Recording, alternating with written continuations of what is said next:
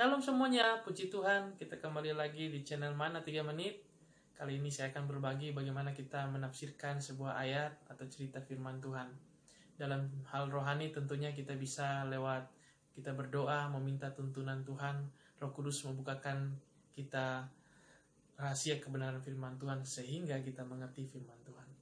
Tapi ada metode yang kami belajar waktu kami sekolah dahulu dan ini saya ingin bagikan kepada kita bagaimana membedah sebuah ayat sehingga kita mengerti dan kita bisa membahasnya juga kepada orang lain untuk lebih memahami secara sederhana ya.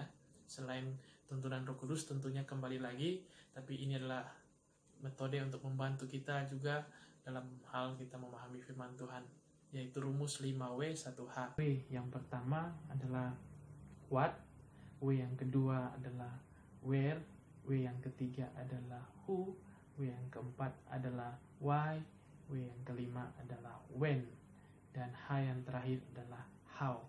Jadi 5W 1H ini bisa kita praktekkan untuk kita membahas satu kata, satu cerita, satu topik dalam firman Tuhan. Contohnya tentang doa ya. Topik tentang doa kita masukkan ke dalam rumus ini. Yang pertama what, apa ya? Apa itu doa? Tentunya adalah sarana kita berkomunikasi dengan Tuhan untuk membangun hubungan kita dengan Tuhan. Dan W yang berikut adalah who. Jadi siapa yang berdoa? Jadi siapa aja yang berdoa? Tentunya bisa saya, bisa anak kecil, bisa orang tua. Siapa aja bisa berdoa. Orang yang mengenal Tuhan bisa berdoa. Orang yang tidak mengenal Tuhan kita bisa ajak dalam berdoa ya. Contohnya ya. Kalau yang berikut adalah where. Di mana? Di mana aja kita bisa berdoa.